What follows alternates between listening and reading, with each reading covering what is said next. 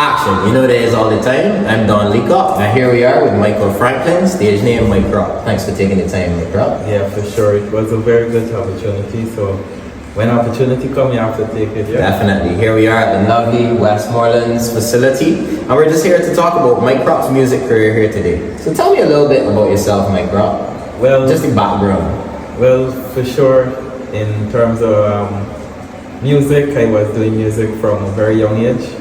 I was in a choir, a church choir, and then I went to a school choir. And then I always had a passion for music. You know, music is something that brings joy, is fun. You know, so I used to remember writing back cartel music all as a youngster. Yeah. Right. Other than that, my career job, I'm a contractor. I also do farming and those stuff, you know. I always find myself doing things. Gotcha. I hear a little bit of accent. Where you accent from? Yeah, I'm originally from Guyana. Okay, nice. But, big up. Me as well. Both my parents from there. Big up Guyana all the time. Big up down now, Guyana where I'm from. The accent somehow it didn't left in. I tried practicing to talk like a bitch. No man, our accent not as nice as the Guyanese one, so no worries. Yeah, but I spent a lot of time in Barbados. I went to school here. I finished school here. Which school you went to? I went to Princess Margaret Secondary. And I get everybody from Princess Margaret. Yeah, for sure. And I went to Polytechnic as well to do skills training and whatnot. So I'm practically a Bajanese. No, definitely. Love it. Me, same thing as me as well. So both my parents from Guyana, so love the connection to the motherland all the time. Yeah. So tell me a little bit, you told me a little bit that you were in church choirs and whatnot, you were involved in music from quite a young age, but what really made you take it seriously then, entering the soca arena? Because this isn't your first year that you've produced some tune. No, really and truly, I started doing dancehall music. I am a big fan of Vybz Kartel. I follow Vybz Kartel. Free World Boss. Yeah, and I always like what he do. To me, it was fun and it was an easier way to make money. So I started doing dancehall music with Junior Killer. Yes, right? They get Junior Killer all the time. We used to record. And then, you know, I stopped because I wanted a career. I thought in my head that music would not give me the career that I needed. So I stopped and I went to construction. But then when you in a job, you realize that this job here is something that you like. Yes, I like construction. I actually love construction, but I love music more. So that was the drive in me. That's my dream. That's my passion. I just want to do music. You know, so no matter how much money I make from wherever, I still want to do music. And that's just my drive. No, definitely. If you know anything about me, you know that's what I preach all the time. Follow your passion all the time, and money will come. I promise. So tell us a little bit about some of your previous work. Not anything to do with this year. Some of your projects that you liked. Some of your favorite projects from the past. Well, for sure, one of my favorite songs that I ever done is Pokemon. I love that song dearly, for sure. Yeah. I don't know maybe because of the animation, but I love Pokemon. But then I did a song with Boy Dingo from Trinidad. Yeah, no brain. I love that song as well, and I also what's that one called? That was Oh She Like It, right? It was produced by Tomano Studios, Culprit, my big brother. You know, this before anything else, I must say, if not for Dwayne Masker, I would not have become the artist I am today. He changed my way, my concept, my knowledge of music. Yeah, we had a lot of arguments about it. He always used to be, you're singing too soft, we're doing you. You know, but he was there with me. You see him as like a mentor then. Well, I could tell you, right? He's my role model. He has a great passion for what he believes in. And once he believes in it, I tell you, he will do anything to get it done. So big up Culprit, Tomano Studios, right? I did another project with Toppy Boss. That was clean. That was just early this year. with Toppy Boss. That was another good project as well. That was with 10 Star, Triple Killer, and Tomorrow again. You know, those guys are the people that back me all the way, you know, so big up to them. They're always there. Abby, she always there, you know.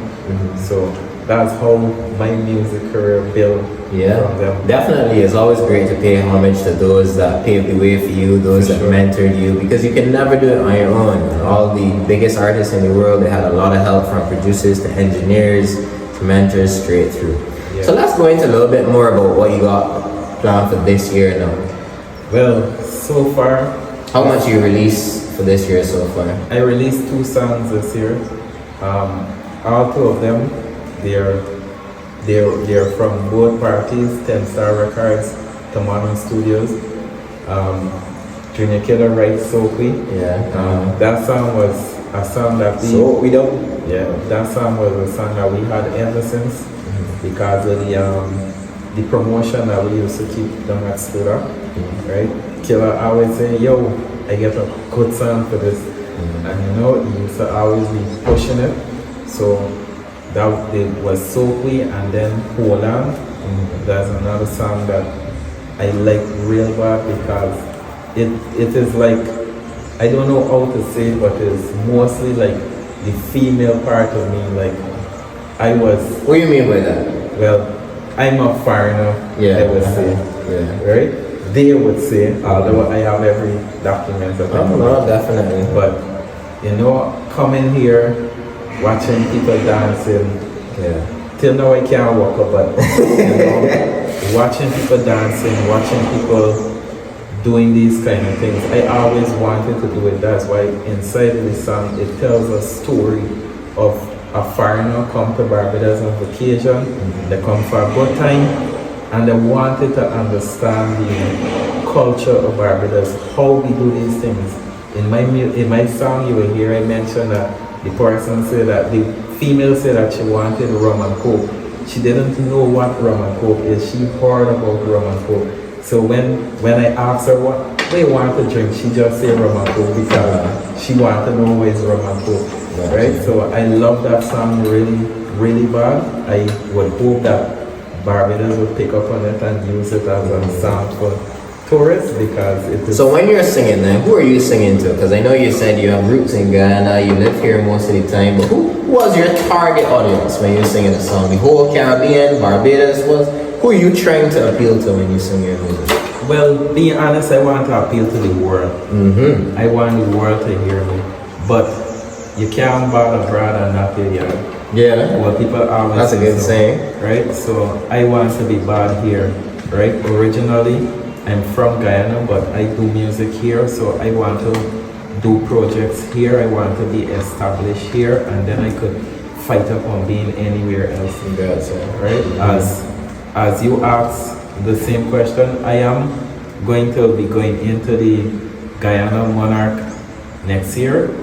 I'm going to compete, right? Compliments to Killer and Tamano. Killer all the time. We're preparing to go Guyana next year, but I still want to be a part of Barbados. I want to win here. I want to establish myself in Barbados. Do you say win? Are you participating in this highly anticipated Soca Rumble? Yes, of course. We signed up. So tell us a little bit about the Soca Rumble format for this year. Well, Soca Rumble basically is Soca versus Soca versus Soca, right? So different genres. Was that Bashment Soca, Sweet Soca, and Power Soca. Gotcha. Right? It's all in one. 12 persons gonna be in the final. Gotcha. So 11 persons gonna be handpicked by the judges, and then one wild card gonna be elected by the people. Gotcha. Tell me about your more popular song this season, Soapy. Soapy. Well, that song is the song that I enter in this Soca Rumble with. Okay. Right? Currently, we have a challenge for it. I give him $1,000 in cash. You could just hold a bottle of water and say, "Will the people want water?" And that's a video. So I actually have seen some of the challenges so far. So it seems to be, it's almost like a child-friendly song, to be honest. It is. So just tell us how you really conceptualize that. Well, to be honest, I want the song to be used as promoting water right? Hydration. Because a lot of young people don't drink water, they just drink sweet drinks, right? So if I could get a water company to come and say, yeah, we could endorse this, and then could hold a water while the people want water, get people drinking water and those kind of things would be great. Because that song really is to promote water. It's people partying water, people drinking with water, people doing everything with water. Definitely when you're on the road and crop over, you could be drinking some Jewers, but you definitely gotta drink some water. So right now I'm hoping that the song be road march, because if rain fall, you know, when the people want water, if sunshine, people gonna be thirsty, so when the people want water, rainfall, sunshine, the people want water. Road march, I rate it. So you have 2 songs released this season. Hold On and Soak Week. How do you say is the response so far? Well, as far as I could see, it is doing great.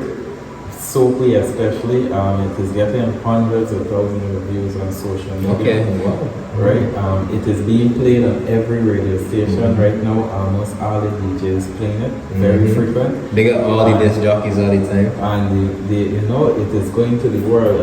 Right now, as far as I could see, Canadian people picking it up. I have a white girl actually enter my challenge. Nice. And then we have people in Barbados, people from Guyana. Jamaica is where my following is the most. It's very heavy in Jamaica, and a lot of Jamaica in the competition. And I have a few. I had a challenge already up for a song named Gripping, and a Jamaican winning. Pick up Jamaica. I love y'all dearly. Promote hydration. Let young people see that water is very important, you know. I see in these times where, you know, a lot of vulgarity permeates throughout social media, especially in the soca scene, it's good to see someone that still has some clean lyrics and some clean songs. You could just check out my page, official_Michcorup on IG. Official Michcorup on IG, any one of them pages, you could just look all social media, and you could always check out YouTube for the song. It is on YouTube and it's on all social media. Official Michcorup on all streaming platforms, on Instagram and everything else. Make sure that you sign up for that Soak Me challenge. So we've talked about your songs in the past, we've talked about your songs this year. What are your plans for the future, Michcorup? Well, as I said before, after this, we're gonna release some dancehall music that is already in studio. Some of them we might be gonna do videos for sure, and then our main focus is going into the Guyana Soca Monarch, right? For sure.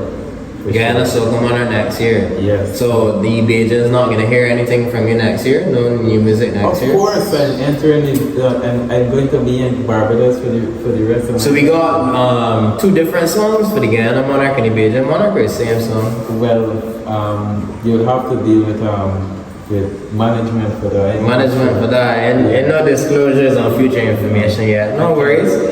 But it was a real pleasure speaking to you, Michcorup, today. I would love to thank Westmoreland for having us today. And follow Michcorup on all platforms. Subscribe to the music. It's been a pleasure speaking with you, my brother.